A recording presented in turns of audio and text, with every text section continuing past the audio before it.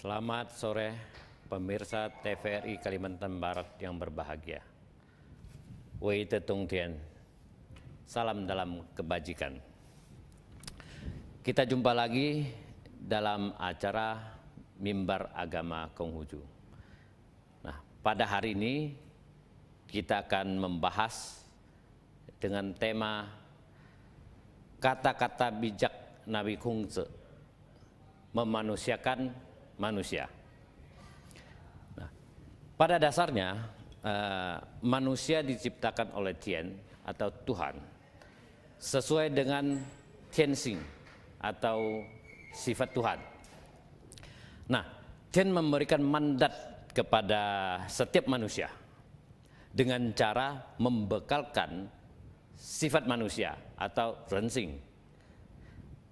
Rensing ini merupakan suatu percikan dari Tianxing atau sifat Tuhan. Oleh karena itu, bahwa sesungguhnya manusia itu sejak dilahirkan pada dasarnya baik. Jadi manusia sejak dilahirkan pada dasarnya baik. Karena mewarisi sifat-sifat kebajikan dan kebesaran Tuhan dalam dimensi yang mikro. Akan tetapi manusia juga merupakan makhluk yang mempunyai sifat dasar yang ada yang kurang baik. Misalnya liar atau buas, egois, keras, sifatnya keras, dan lain sebagainya. Maka dalam agama Konghucu kita mengenal istilah yin dan yang, baik dan buruk, ya kan? Hitam dan putih, gelap dan terang. Nah, sama halnya sifat-sifat ini, ada yang baik, ada yang tidak baik. Nah, kalau kita umpamakan manusia itu ketika sejak lahir itu secari kertas yang putih, maka coretan-coretan yang indah dan cantik itu akan menghias seperti suatu lukisan yang menakjubkan. Nah, tetapi apabila coretannya tidak beraturan atau asal-asalan, maka hasilnya juga akan mengecewakan. Nah, sama halnya ketika manusia itu tumbuh dewasa dan dipengaruhi oleh lingkungan yang kurang baik, maka seperti tadilah coretannya akan juga kurang baik atau mengecewakan. Nah, Nabi Konghucu selalu mengajarkan umat manusia untuk membangun dirinya sendiri terlebih dahulu. Jadi bangun diri sendiri dulu, ya kan? Nah, setelah diri sendiri baik dan kuat, lalu melebar ke keluarga, ke masyarakat, hingga ke dunia atau alam semesta. Jadi dari diri sendiri dulu, diri sendiri, keluarga, masyarakat, bahkan dunia. Nah, kita akan bicara tentang mengenai diri sendiri. Tuntutlah diri sendiri sebelum menuntut orang lain. Jadi menuntut diri sendiri dulu sebelum menuntut orang lain. Lakukan ini dalam segala hal atau bidang. Lakukan hal ini dalam segala bidang. Introspeksi merupakan bagian dari membangun pribadi menjadi lebih baik, bersahaja, dan dapat mengerti tentang keseimbangan hidup. Nah, untuk lebih memahami makna dari menuntut diri sendiri, dapat kita kutip dalam kitab suci agama Konghucu itu Sesu di dalam Tengah Sempurna pasal 12 ayat 4 yang berbunyi,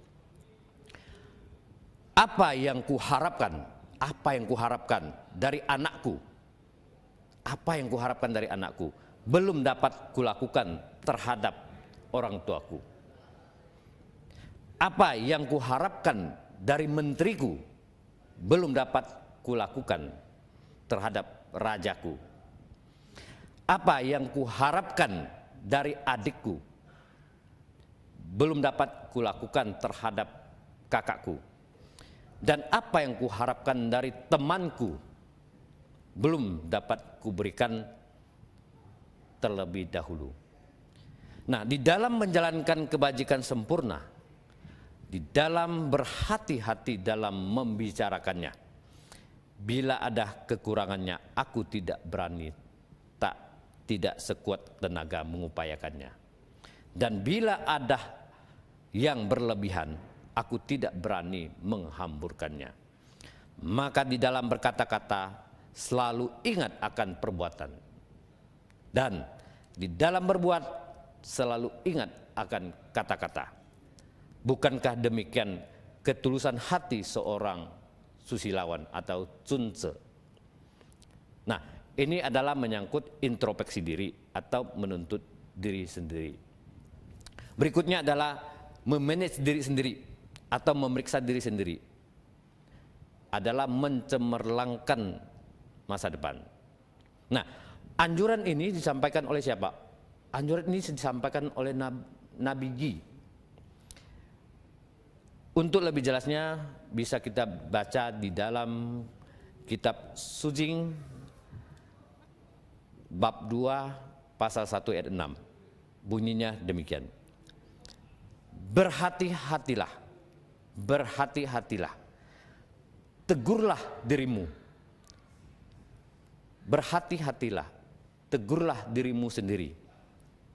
Bila tiada nampak hal-hal yang meragukan, jangan lepas dari hukum dan undang-undang.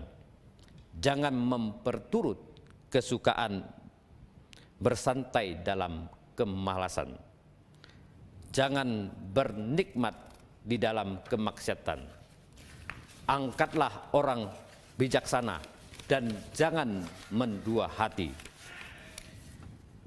Singkirkan hal yang jahat tanpa ragu. Rencana yang meragukan jangan diselenggarakan. Kajilah beratus gagasanmu itu, apakah selaras dengan akal sehat. Jangan melanggar jalan suci sekedar ingin pujian rakyat. Jangan menentang rakyat sekedar mengikuti keinginan sendiri. Janganlah bermalas, janganlah alpah. Dengan demikian keempat suku bangsa Yi itu pun akan datang kepada baginda. Nah, ini adalah tentang manajemen pengaturan diri atau memanage diri sendiri. Nah, berikutnya adalah tentang Shusen. Shusen itu apa? Shusen itu membina diri. Kita sering membaca dan mendengar kata membina diri. Sebenarnya apa yang dimaksud dengan membina diri itu? Membina diri itu berkaitan erat dengan hati, dalam arti batin, dan dapat juga diartikan kalbu. Nah, untuk memahaminya, mari kita baca di dalam kitab suci agama Konghucu, yaitu Sesu di dalam ajaran besar pasal 7 ayat 1 sampai 3, dan juga di dalam tengah sempurna pasal 19 ayat 7 yang bunyinya sebagai berikut.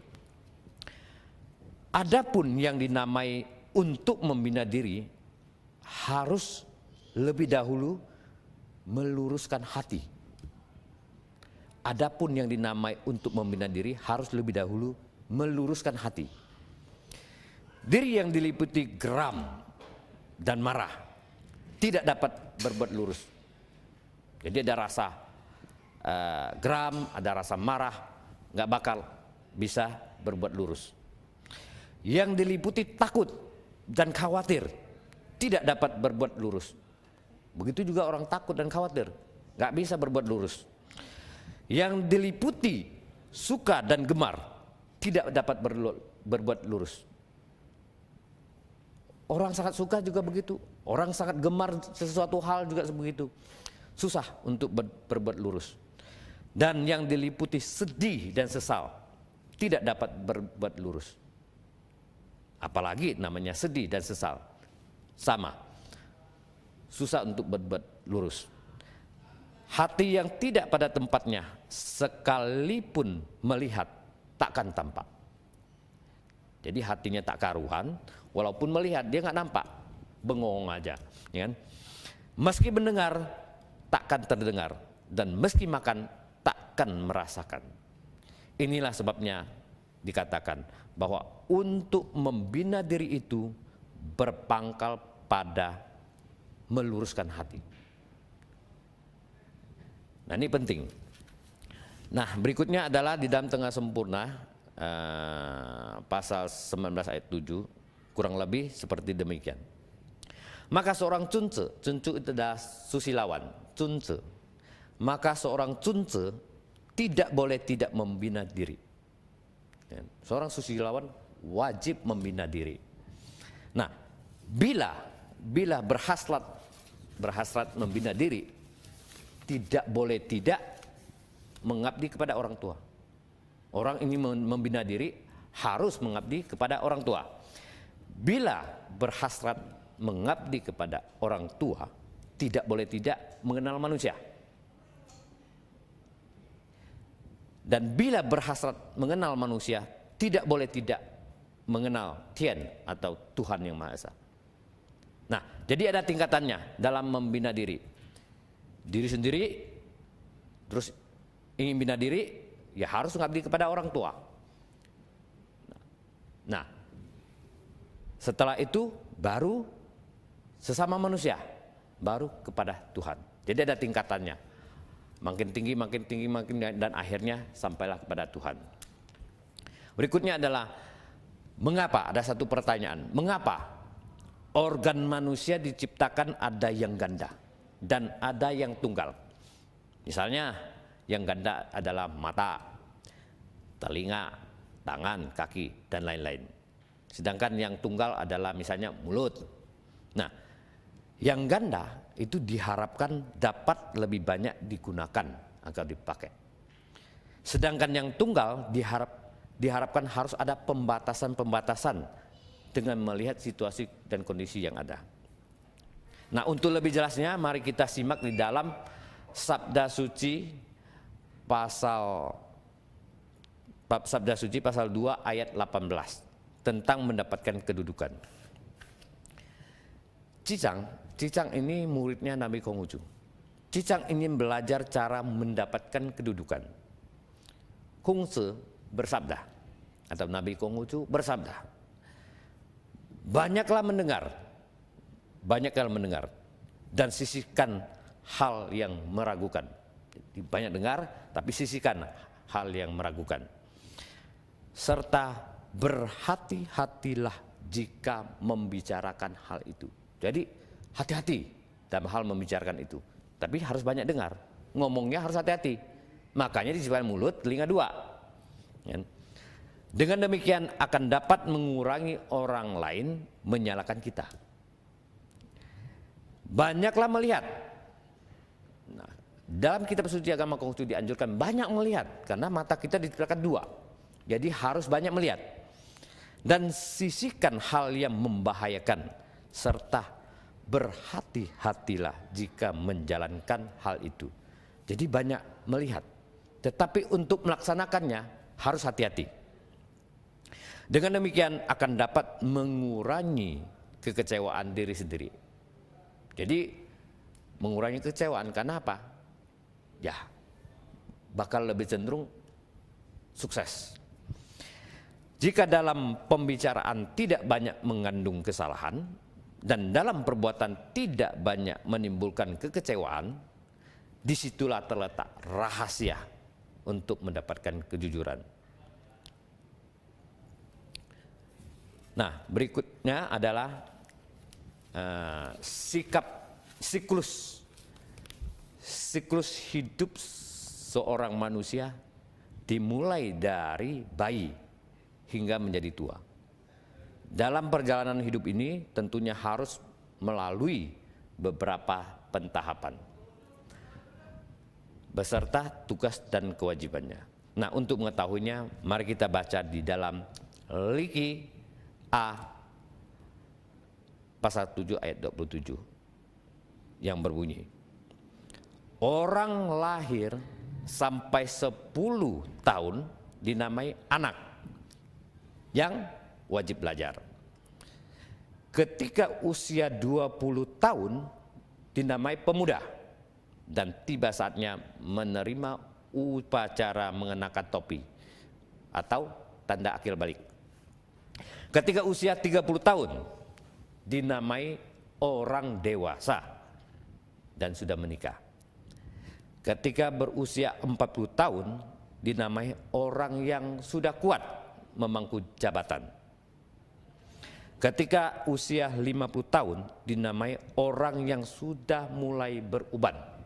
Jadi umur 50 tahun orang yang sudah mulai beruban. Ini pada umumnya ya, dalam kitab.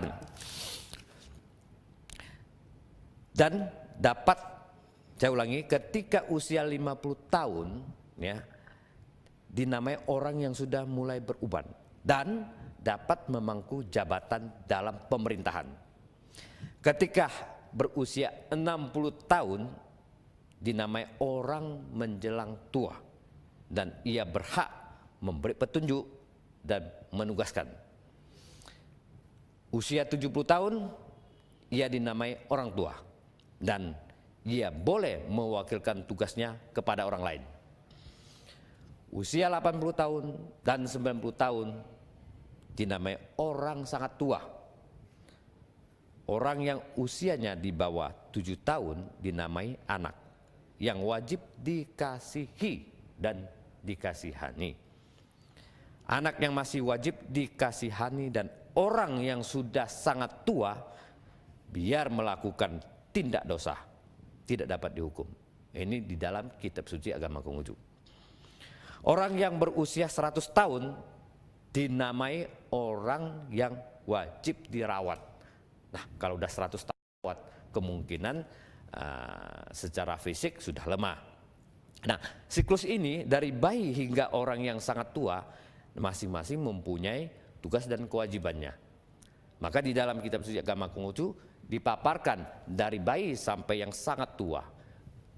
Harusnya sampai di umur tertentu dia punya tugas sudah ditentukan, kurang lebih seperti itu. Berikutnya adalah tempatkan diri di atas untuk memandang ke bawah. Tempatkan diri di atas untuk memandang ke bawah. Kita akan mengetahui betapa kecilnya diri kita. Kalau kita nggak tempatkan di atas, kita nggak tahu bahwa diri kita itu kecil. Di samping itu juga akan mengerti dan memahami arti kehidupan ini sebenarnya. Nah, untuk lebih jelasnya mari kita baca di dalam kitab Mengse 7a ayat 24 yang berbunyi, ketika Kongce atau ketika Nabi Konghucu naik ke gunung Tungsan ya, nampak kecillah negeri Lu. Di Tiongkok itu ada namanya negeri Lu ya. Jadi sejenis satu provinsi lah itu. Ketika Kongce naik ke gunung Tungsan, nampak kecillah negeri Lu. Ketika naik ke gunung Tai, itu tinggi sekali gunung Tai, nampak kecillah dunia ini.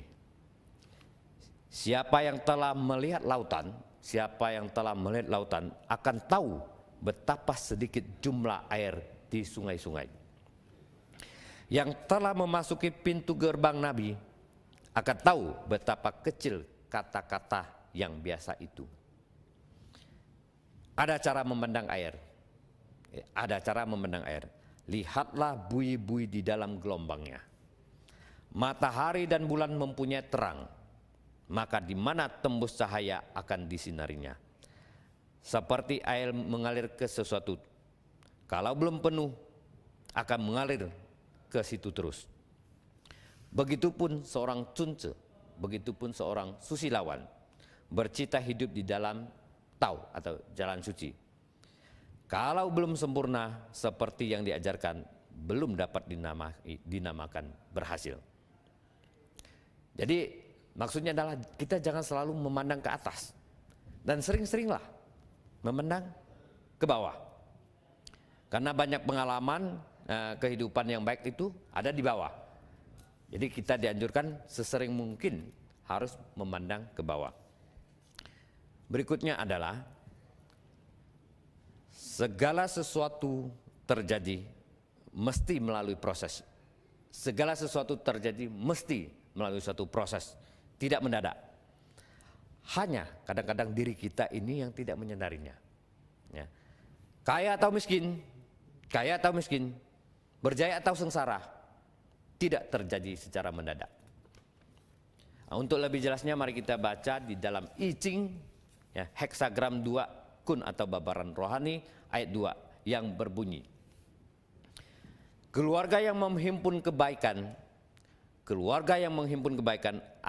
akan mendapatkan kejayaan. Ya, keluarga yang menghimpun kebaikan akan mendapatkan kejayaan. Yang menghimpun ketidakbaikan akan mendapatkan kesengsaraan. Adanya menteri membunuh rajanya, anak membunuh ayahnya, itu bukan oleh sebab peristiwa suatu pagi atau suatu sore saja. Sebab itu perlahan-lahan terkumpul. Jadi akumulasi. Bukan karena perbedaan atau pertentangan yang muncul oleh perbedaan suatu pagi saja. Nah, kaya miskin, jaya atau sengsara, kuncinya adalah perbuatan. Apakah itu perbuatan amal atau kebaikan, atau perbuatan yang kurang baik, ya hasilnya kesengsaraan. Berikutnya adalah tentang 5 perkara atau use. Dalam berinteraksi dengan orang lain, kita ini dalam berinteraksi dengan orang lain atau sesama manusia, ada 5 perkara yang menjadi tolok ukur sebagai manusia yang berkualitas. Ya, ada 5 perkara yang menjadi tolok ukur sebagai manusia yang berkualitas. Nah, untuk lebih jelasnya mari kita baca di dalam kitab Suci bab 5 pasal 4 ayat 6 yang berbunyi. Yang pertama wajah, kedua ucapan, yang ketiga penglihatan, yang keempat pendengaran, yang kelima adalah pikiran. Jadi wajah, ucapan, penglihatan, pendengaran, dan pikiran. Wajah hendaknya penuh rasa hormat. Ya. Kita ketemu orang lain lihat, wah ini wajahnya penuh dengan hormat, dan kita simpatik terhadap yang bersangkutan. Ucapan hendaknya mengikuti pikiran sehat. Penglihatan hendaknya terang. Pendengaran hendaknya jelas-jelas. Pikiran hendaknya bijaksana. Nah, rasa hormat mewujudkan di dalam kesungguhan sikap, mengikuti pikiran sehat, mewujudkan keteraturan. Terang mewujudkan pencerahan pandangan, itu yang bernilai filsafati. Jelas nyata mewujudkan di dalam pertimbangan, dan bijaksana mewujudkan sifat kesucian. Nah, tadi adalah mengatakan wajah, ucapan, penglihatan, pendengaran, pikiran, semuanya ada di kepala. Nah, demikian pemirsa yang budiman, sampai di sini dulu mimbar agama Konghucu. Akhir kata saya ucapkan terima kasih. Salam dalam kebajikan, Wei Te Tung Tien.